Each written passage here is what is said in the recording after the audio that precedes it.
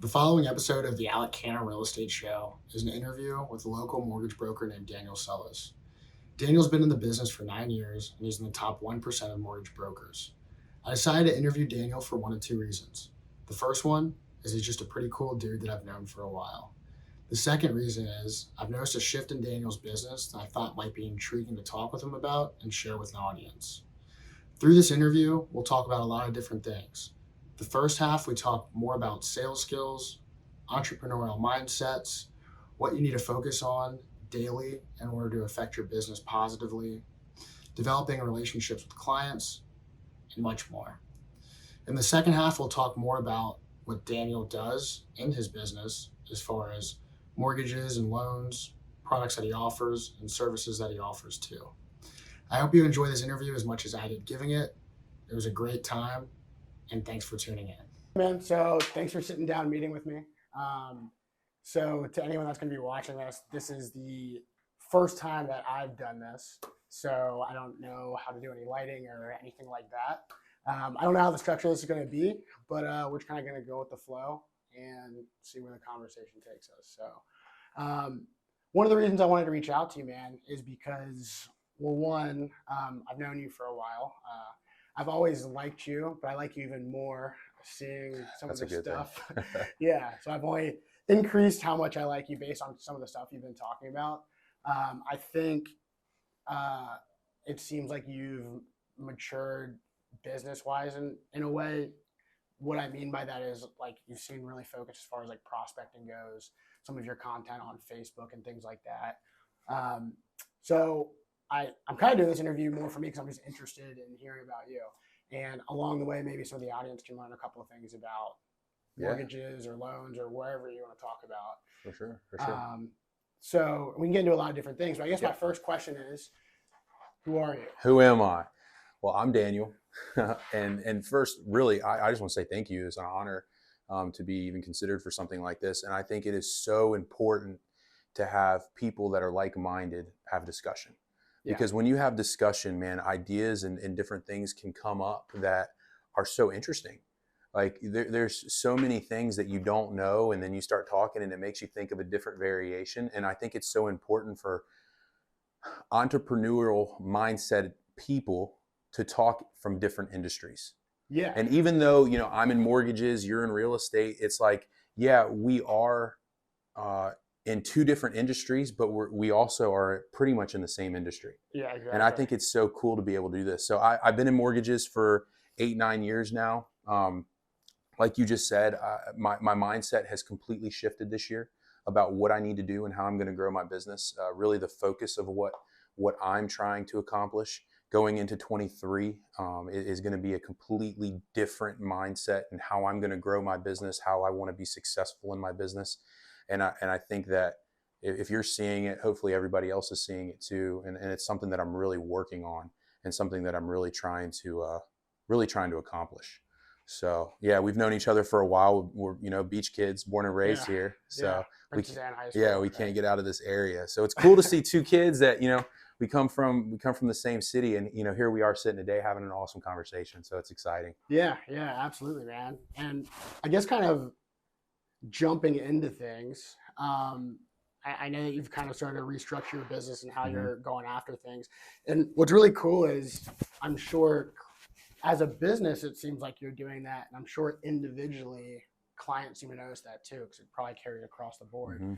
So it seems like you've shifted more into being a hunter, you know what I mean? Yeah. Some people in business are kind of farmers, right? They do paid leads, hope things come in, but it seems like you're taking more of an active approach to things. And what kind of made you make that shift? Oh, man, I realized that, it isn't, and I actually just made this post this morning. It's not my clients and anybody outside of me's job to understand what I do. Yeah. I'm in a business where everybody that I come in contact with has to know what I do. Yeah. And has to know that I do it well. Everybody outside of me is either an employee or is somebody that wants to buy, sell, or refi. Yeah. Every single person. So every time that I tell somebody what I do, if they like me and they want to refer me, they're my employee. They're referring me.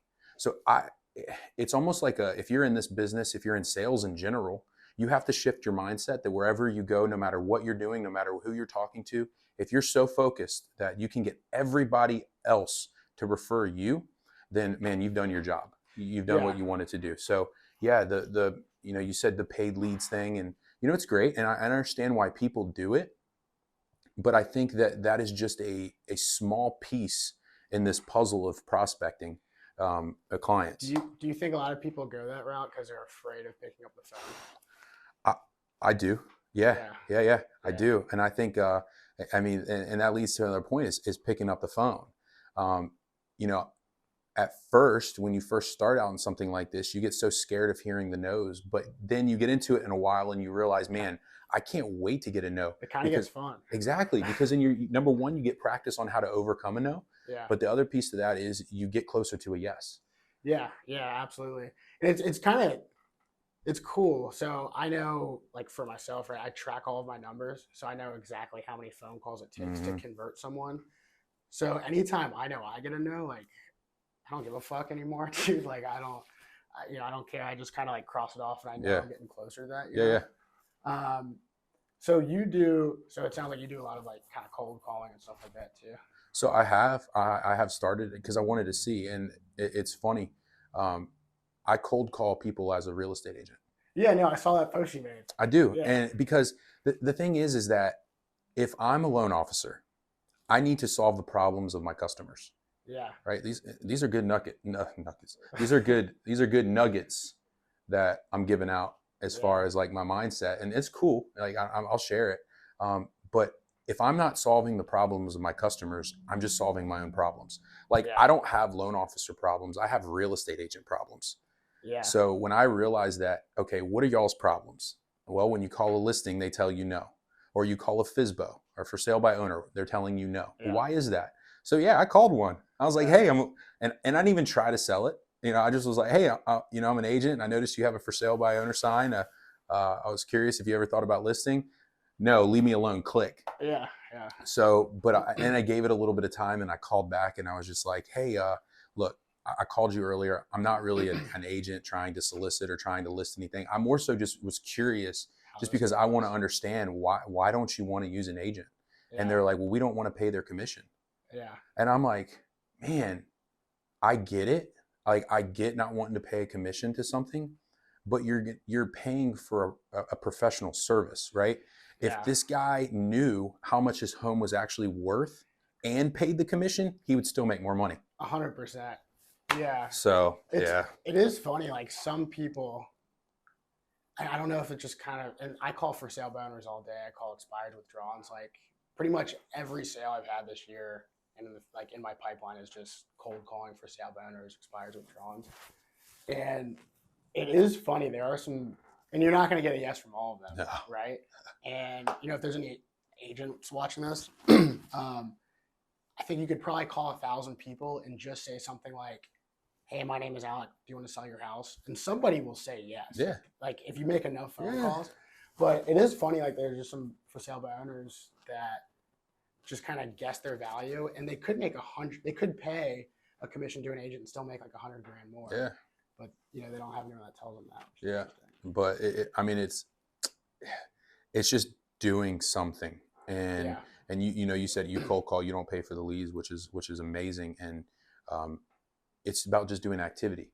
Like 100%. you can at the end of the day quantify exactly what you've done. Yeah. Right. Track everything. A lot of people get to the end of their day and they quantify nothing. Yeah. They don't do anything. Yeah. It's like just do something. 100%. Like drive to Wawa and go tell somebody you're a real estate agent. Yeah, and it doesn't have to be just cold calling. That's what I like, but I think what you're saying is like contacts. How many contacts do you have with someone? Yeah. And a contact is just kind of telling someone about what you do. You know?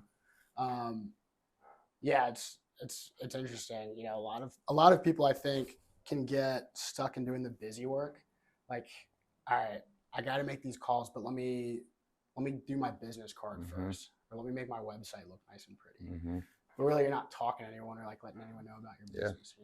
And I think I think that's another huge point is time management. 100%. I think that you have people that get into this business and they try to make everything perfect. And when you try to make everything perfect, you lose the progress. Yeah. Like, just make some progress in what you're doing, make some progress in your business, and just start doing stuff. It's just like today, right? Like we were talking and we're like, all right, dude, should we get like a legit studio or whatever? It's like, nah, like let's just Let's go. just go film it. Yeah, let's just go film it. Who cares if it's like great lighting or whatever? Yeah. We didn't even structure what we were gonna talk about. We're just kind of going. But yeah, just doing something over doing nothing. I do think like a lot of people just get stuck in the busy work and then they decide they have to go get lunch to get energy to make calls and they just take a nap and they don't do anything at the end of the day. It's just it's a lot of different. I mean, there's so many different Variables. points to it, right? Yeah. There's so many. I mean, you can go through fear, you can go through focus. I think that a couple of the big things, if I would have had to pick like some huge pieces, I would say number one is fear. Like, Yeah. you're scared of what people are going to say, but fear is a funny thing. Like, Yeah. fear is funny because our body's response to fear is almost like I'm in danger. Yeah. Like, I'm in danger. I need to Yeah. get out of the situation. A lot of when you cold call a client, your life's not in danger. No, they're not going to punch me through No, the phone. they're not gonna. They're not going to. Yeah. They're not going to figure out who I am. Honestly, Daniel, like I'm positive 5 seconds after I say my name, they don't even know what my name is, right? So like they're not going to come find me and get angry. Don't even care. Yeah, They don't care. So you're not in danger, but it's the fear of thinking what somebody thinks of you. I think you're right. Yeah, and I think a lot of people fear not even what the person they're calling like thinks of them, just if people know they failed on that phone, like outside of that call. That's huge. You know what I mean? And it's getting to the point where you just don't care. Yeah. Like, yeah. you just don't care. And I think that is so, like, I think that is so important for agents and loan officers too. It's just stop caring, just start doing it. Yeah. And the other thing is focus. The other thing that I've really changed is my focus. There's so many distractions in this world. Yeah. Like, the second that you wake up, you're going to get hit with distractions left and right. Yeah. But you got to focus, and you got to not just focus, have intentional focus. 100%. Have an controlled intentional focus on what you're going to do. Back to the 100%. time management thing. Yeah, time blocking. Have you noticed, since you've made changes, do you have like a set schedule you try to stick to every day? Absolutely. I know everything, not on every conversation I'm going to have, but I know what sales activities I'm going to do on Monday, Wednesday, Friday. I know what I'm going to do on Tuesday, Thursday. I know exactly how my day is going to look. Now, will things pop up? 100%. Yeah. But I have a general plan, and the majority of my plan, and what I like about you, what you said is prospecting. It's like, I'm going to go hunt. Yeah. I am not going to wait for it to come to me. I'm going to go get it. And I think a lot of people do fall into the trap where, I'm sure it's the same in mortgages, but I know in real estate, people watch like HGTV and stuff like that. They get their license. I think a lot of people got their license during COVID when there was like downtime and they just expected the phone to start ringing. But in reality, like just sitting, a lot of people are kind of a secret agent, you know what I mean? Instead of a real estate agent, like they don't tell people what they're doing. Oh, I've never heard that. That's good. Yeah. So, and then they get disappointed and they don't hit their full potential, but a lot of people are scared to prospect. And yeah, like as far as time management goes, I know for myself, like getting the hard stuff out of the way early. I don't know if you're the same way, but like I know I'll prospect from like 8 to 11 every day, no matter what. I've also noticed, and I don't know about yourself, like for me, my business like emulates who I'm becoming as a person, or it's a reflection of that. So I'll notice like weeks if I'm eating healthier, like I just have way more energy in my business. And stuff Yeah, like isn't that crazy? Yeah. Like in this business, it's a lot of networking. Yeah. And a lot of those networking events revolving around going out late. Yeah. Right. And drinking drinks and all that. And I saw something the other day, and it was like, this is completely random, but it was like what alcohol does to you. And I'm going to get this completely wrong, but it's like 2 drinks or 3 drinks take you from 2.5 hours of REM sleep down to an hour and a half. And over 6 drinks, you're down to 30 minutes. Any more than 6 drinks, you're in no REM sleep. Yeah. So there's no toxins that are going to be getting out of your body. So you wake up the next day and you're already in the negative. Yeah, and you're kind of fighting just to become what someone else's normal is. Right. So yeah, that's it. That's actually a really cool point that, man, this business isn't just about the mental and understanding and being hungry, but it's taking care of yourself physically as well. 100%. Yeah. And even like mentally too, like maybe like reading books or audio books, stuff like that. I'm gonna ask you a question. Yeah. If I'm becoming a real estate agent, what would you say is like one of the best books that you've read, Well, lately, or just in general for business? No, it's a great question. Lately, well, Rich Dad Poor Dad's great as far as like finances and real estate go. A 10X Rule by Grant Cardone is a really good one if you want to like we talked about, just increasing your contacts and numbers and things like that. For me, one that's really stuck with me is The One Thing. So what that book is about is basically, all right, we have like all these distractions, all these things in the world, right? Like let's say if I want to make like 500 grand, right? Okay. So not just thinking how do I make 500 grand, or like what will 500 grand do for me, but breaking it down to like how many sales is that? Breaking it down to, all right, how many listings do I need to make that many sales? Breaking it down to, okay, how many people do I need to speak to go on a listing appointment? How many listing appointments will I convert? Then breaking it down and just keep going further and further to where, like, all right, it's just how many phone calls do I make, or how many people do I talk to? So yeah, dude, I love it. See, it's the tracking. So that's what I've done different too. Like that is so big. That's so cool that you do that. Yeah, absolutely. And I have like a tracker and stuff like that, and it makes it just way more easy. But and then as far as like time blocking goes, like I know if I do this, it should equate to that, But so I know we've kind of talked about like mentality and things like that. For anyone watching, I'm sure they're interested in learning about Virginia Wholesale Mortgage and yourself, and maybe what got you into loans in the first place. Oh man, so I graduated with an exercise science degree. So congrats on graduating. Yeah. So I graduated exercise science. So the most reasonable thing that made sense to me was to go sell cars. Yeah. So then I got so sick of working in a car dealership and dealing with that environment. What was that? What kind of environment was it? The car dealership? Yeah. Oh man, it's not the most healthy environment in the world. It's a pretty dog eat dog world, and it's a long day. Yeah. It's not fun. You're just kind of stuck in one spot. Yeah, you waiting, are. Right? You are. Yeah. So it's a completely different, and that's funny you bring that up, is that, a lot of people in the car business will come over to being a loan officer. And it's like, man, it's probably the same thing because I'm a good salesman. And I'm like, the difference is that if I'm a car shopper, if I'm shopping for a car, I know exactly where I'm going to get it.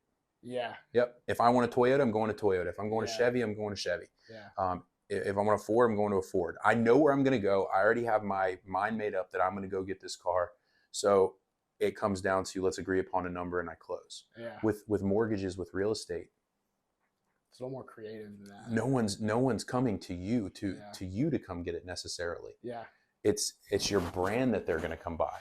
They're buying you as a person, and what's going to separate you from someone else is that your brand's got to show up before you do. Brian Covey, he's great. He's a good friend, and he came and said that. And it's so true, is that you have to make sure that your brand is always there. You have to make sure that you're always in front of people and clients to do that. So that was a complete tangent, but the name recognition. Yeah, but car sales to operations for a mortgage company, and then I realized that I didn't belong behind a computer. It was time to get out and go into the sales world of it, which I love a lot better. Yeah. It's kind of funny. So I didn't know that you went for exercise. That's what I went for. Oh, really? Exercise science. And then, I realized I wasn't as smart as I had hoped I was. But it was funny. So I went to Tech, Virginia Tech. So I went for exercise science. Wasn't as smart as I thought I was going to be. And I switched to business. And I ended up dropping out after my first year. I got into like a car accident. I'm safe now. I'm all good. But so I took some time off. But realistically, I was never going to go back. I was going to drop out anyway. But I was in a business class. It was funny. Like there was this professor, and the first thing he says to open up the class of the second semester was, "All right, does anyone have any questions before I get started about how the semester is going to look?" And I raised my hand. I was like, "Yeah, what kind of businesses have you owned?" And he was like, "Well, I've never owned a business, but I've learned this book, and now that's a good question. That's yeah, like it's a business class, right?" He's like, "Well, I've learned this book, and I'm going to teach you how to learn the book and you'll pass the class. And it's like, all right, whatever. And then a couple minutes go by and he's like, does anyone else have any other questions? And I raised my hand again. I was like, so if I read this book, I'll know what you know. And he's looking back on it, I kind of feel like a jerk, but I was I curious. thought it was a good question. Yeah. And then I immediately like walked out after that. Just never went back to class. But yeah, I think there's a lot more like learning in the doing. You know what I mean? And instead of just the reading and stuff like that. But it's interesting. You went exercise, science to car sales, and then mortgages. But now you're doing it a lot. You know? But I think that when I stopped doing mortgages is when I started succeeding a lot more. Yeah. I stopped doing mortgages and I started doing relationships. I'm not in the mortgage business. I like it. Yeah. And that's what I realized is that I'm not, listen, if you're a loan officer and you're out there pushing your products and you're pushing your rates and you're hitting closings all the time, well, duh. Yeah. Like, I hope so. Like, I hope you have the best rate. I hope you're not going up into these conversations saying, hey, I got really high rates. I might close on time and I only have a couple products. Yeah. Like, I don't want to be saying the same thing as someone else. Yeah. I want you to like me. Yeah. I want to have the same values as you in your business. If those two things align or a couple things align, man, we're going to work great together and our businesses are going to grow. We're going to elevate each other to go to that next level. Yeah. But if all I'm talking about is product and rate, number one, you're going to get sick of me. Yeah. And number two, you're going to get sick of me. Yeah, exactly. You are. So it's a completely different mindset. You have to talk different. You have to walk different. You have to post different. You have to have conversations that are different. You just can't be like everybody else. One of my favorite quotes. So I actually went up to a real estate conference in Michigan not too long ago. My real estate coach lives up there, and there was this speaker, and he said the quote, "Different is better than better." Right? So like, if you're talking to a bunch of different, let's say if somebody is intrigued about loans, right? They're going to talk to like, I don't know, 6, 7, whatever different loan officers. And most loan officers or real estate agents, whatever, just going to talk about why they're the best and stuff like that. It's all going to get mixed up. Yep. But being different, you know what I mean? And actually having that relationship is what I think is important too. Yeah. And it's the same thing with clients for real estate agents. It's like you just said, if you have somebody that you're communicating with and they like your way of communicating and they like you as a person, then they're going to trust you in their home to list their home. Yeah. If you give them a weird vibe, they're probably not going to bring you back into their home to sell it. They're creeped out. Yeah. So I mean, it's all about relationships. No matter where you go, no matter what you're doing, this is a relationship-based business. Yeah. And if you have relationships, if you have exactly contacts equal contracts, if you have that, then you're going to be successful. But you got to be different. 100%. You got to be different. Yeah. And being authentic, you know what I mean? And that's being true. yourself, for sure. Being genuinely curious, like, how can I help? Yeah. Oh, that's another good point. It's like when you're talking to somebody, and we've gotten such a habit of saying, "Hey, how you doing?" Yeah. Good. How are you doing? Yeah. Good. It's like, how are you doing? Yeah. I mean, like, have conversations where you're just not giving them those more responses and just saying, "Hey, how you doing?" and shut up and listen. Like, so many times we want to talk and so many times we want to put our 2 cents in, but sometimes the most powerful thing you can do in a room is ask a question and shut up. 100%. And it's funny because I feel like in sales, a lot of people will try to ask a lot of questions and they don't listen. Like, they have the next question in their head, not listening to what the person has to say. But it's really difficult. I think sales is problem solving. So if you're asking a question and not listening, like, how are you actually going to solve their problem? And I think responding, I think then, you're right. Then you go to the piece of you respond, like, okay, cool. Next question. Like, respond, give them some value. I think there's value in so many different conversations, even what we're doing here today. Yeah. I mean, just the conversation is so valuable. Like, I've already picked up things and I'm sitting here listening to you talk. Right. Yeah. So I think that regardless of the fancy lights and regardless of the backgrounds and different things, like, focus on the conversation and pull some nuggets out, man. You're going to go far. You asked me a question about, like, if there's any books that I read. Is there any that you read that you like? Extreme Ownership. What's that one? Jocko. I love Jocko. Yeah. So Extreme Ownership's a real good one. honors reward. So it's talking about how the value of your honor, that we've kind of diminished how we view honor. Gotcha. And it's so powerful just to be honorable when you're doing whatever you're doing. Extreme ownership speaks for itself. I mean, it's just owning situations. Do you know Jocko used to train jiu-jitsu in Virginia Beach? No, I didn't know that. Yeah, Gustavo Machado and Hilltop. Yeah, Really? He actually, like 2 weeks ago, was in town and No way. some jiu-jitsu there. Yeah. No, I see. I didn't know that, but that book's great. Of course, Rich Dad Poor Dad. Yeah. I love that book. So those are just a couple of them that I really, really like. Yeah. Nothing mortgage related, Yeah. Yeah. Well, it's funny. Like, you can read books about like Jocko's into like just like mental toughness, working out, stuff like that. Or you can read like a David Goggins book, who's a runner. Gosh, yeah, that guy's a beast. He's a monster. He's an animal. Yeah, he makes me feel like a little bitch, but If you ever want to be featured on his show, call him. Yeah, right. Yeah, absolutely. So as far as different, I guess I'm sure there's some people listening. Hopefully that they like you at this point, and maybe they have some questions about like, as far as the business, like loan products that you have. I'm sure you have all different kinds, and maybe if you want to give like a little overview of the different products that you have, if anyone wants to reach out to you, or maybe we can make extra videos going in depth on them later. So I think it's really important to kind of understand VA wholesale as a whole. I didn't mean to play words like that, but VA Wholesale Mortgage, we're a veteran-owned company. Nice. Veterans are very important to us. We received one of the 800 U.S. Department of Labor awards because we retain and employ veterans. It's the retain part that's so important. We're registered with the U.S. Department of Affairs. So there's a theme that we care. Like, we care about the military, but we care about all clients. We care about all loan products. We are brokers, so we do have multiple avenues to send loans.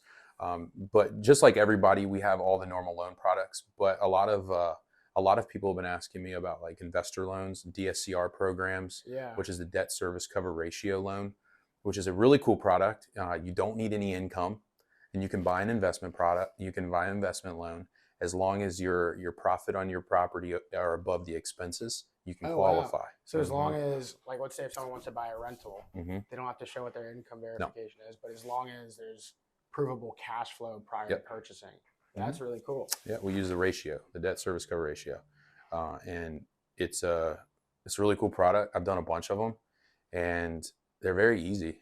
I mean, they're not complicated loan, and we just want to verify that you're going to have cash flow. That's awesome. That can be really helpful. Yeah, obviously for an investor trying to build their portfolio. Do you use a similar product for like people who want to do flips or anything like that, or is it mostly? So our flip loans would go out to a different, like we would broker through some different people that have, I wouldn't call it hard money, but they kind of have the same standard. They'll lend up to 100% of 70%. Oh wow. Nice. And yeah, we have flip loans. Obviously, our regular products aren't for flip; they're holding long term. Yeah. We have the renovation products. So I think that's a very underutilized product. You mentioned HGTV earlier. Yeah. And HGTV is a reno loan. Like, a lot of those buyers on HGTV obtain reno loan financing to film the shows. I know this because when I was in operations and I was running a renovation department, the production crews were more annoying than anybody. Really? Oh yeah, they would call us all the time. Hey, you done the loan yet? So we can start filming our shows. Oh yeah. So renovation loans are great for people that want to fix up the property and don't have the money to do it. So there's so many little niche products that people don't know about. Yeah. But that's why it's so important that we have these mortgage consultations and mortgage education to explain all the different products that we do offer. That's awesome. So if someone was interested in that, they would basically call you, tell you what they're looking to do, and then you would be a problem solver at that point. Put them in the right direction. we match the product to what their problem is. Awesome. So I love the broker model. I know there's you hear different things about brokers or retail and all these different things. I mean, this is just the avenue that I like. There's nothing wrong with anybody else. I like the broker model because I can control a lot more pricing wise. I can control different things, which is great. I love the control. I love control. Anytime I relinquish the control, I lose part of my process. I need my process to be top notch if I want to make it successful. So I do like the broker model. It's for me, and Yeah. just for me. And that way it allows you to probably have your like finger on the pulse all the time. So Whole time. If a client checks in, like you know the answer Yeah. is immediately. You're not Yeah. delegating that to someone else. Yeah, we have some great lending partners. I mean, a lot of the owners of the companies, I got their cell phone. I can call them and say, hey, need help. I don't have to do that often, Yeah. but I have that, and they make that available. So it's just it's the confidence of knowing that your loans are going to close, and that the confidence for me, because I'm their customer. Yeah. They want to Yeah, keep yeah. me happy. Yeah, exactly. So it's the confidence of trusting my partners, the same way that you would trust your lender. A buyer's going to trust you. A buyer's going to trust me. I'm going to trust them. It's circle of trust. Yeah, We're one exactly. big circle of trust. Yeah. So It's for Meet the Parents. yeah, right? yeah. Yeah. I just think it's fun, man. We're out here having fun. I think a lot of people are nervous about next year. I hear a lot of Yeah. people that are scared about 2023, and I'm not at all, Yeah. because I'm so focused on data. Like, I'm over facts. The thing is that if you go watch the news, if you watch Mhm. the news, you're gonna be freaked out That's on anything. That's everything. Everything. Yeah. And people go get all their information from the news, and I get it.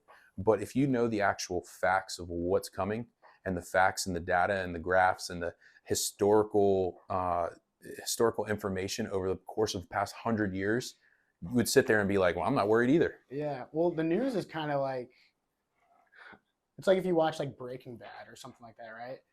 They always, have you ever seen that show? Yeah. Yeah. So they always like leave the end of an episode on a cliffhanger. Yeah. Right. Like something super suspenseful. So you Yeah. have to tune in again. Yeah.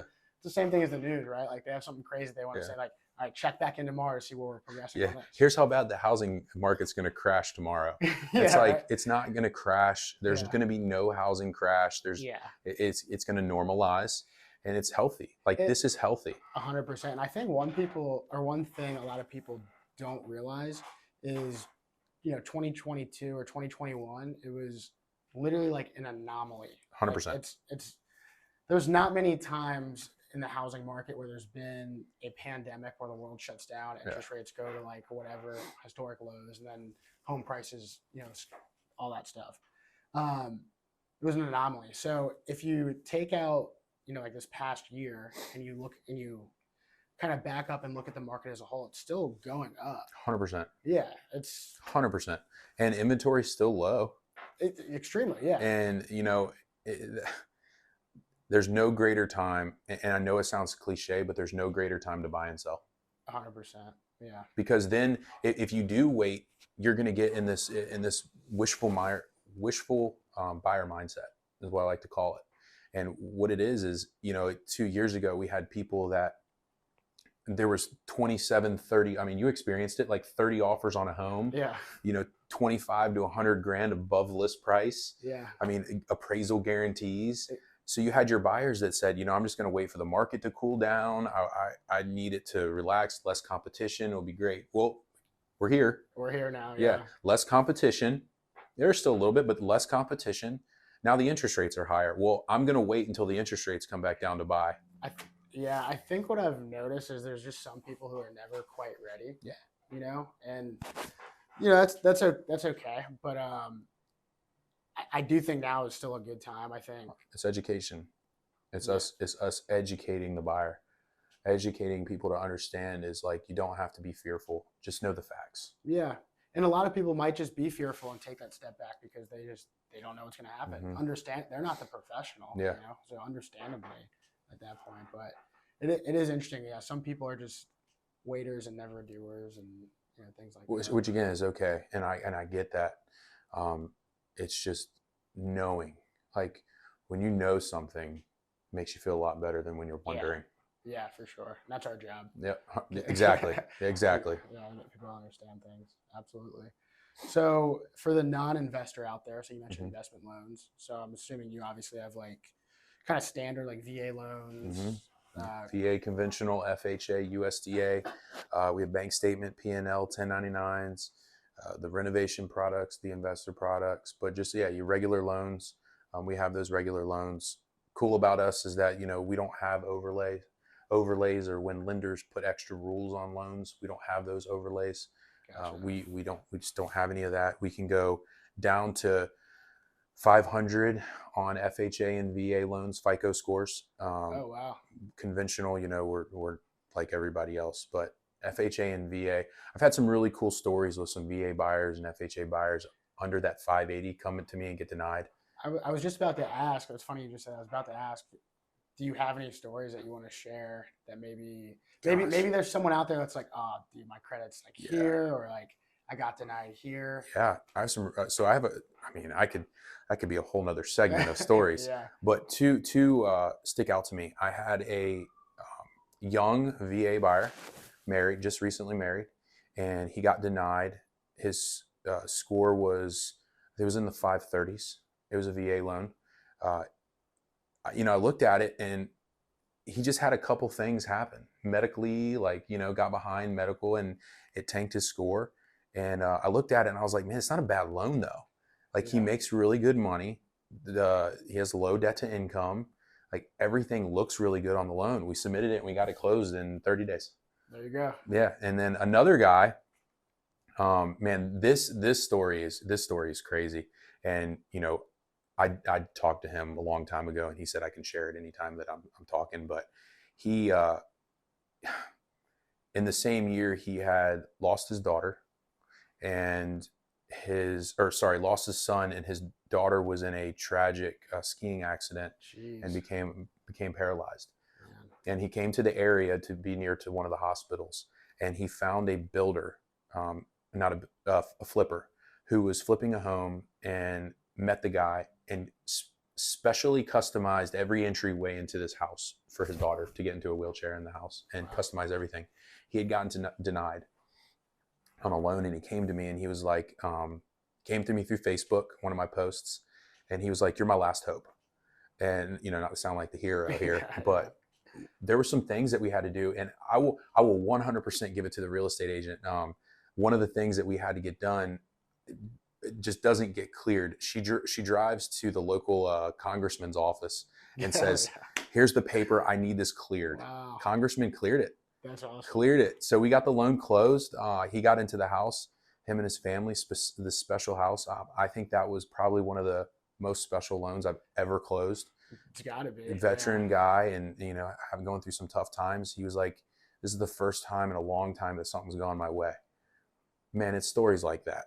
Yeah. Where we take clients and we switch them from being a number on a piece of paper, a loan number, to real people and real families. Yeah. I hate when people are just pushed aside because they can't necessarily buy right now, or they can't qualify right in this moment. It's like, man, it's our job not only to qualify the people that can qualify right now, but to get people ready to qualify for the future.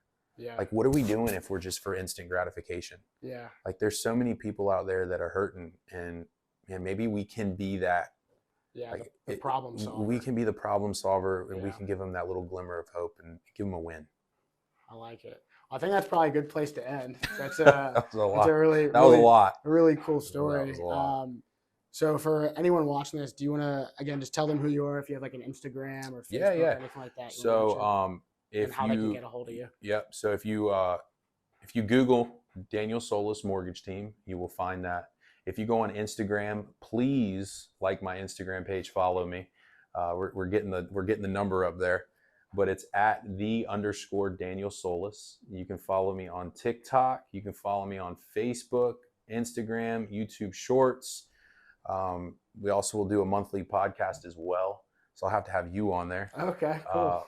But yeah, if you need to get a hold of me, you can find me all over social media. You can follow me on Google, or find me on Google, and I'd be happy to help anybody.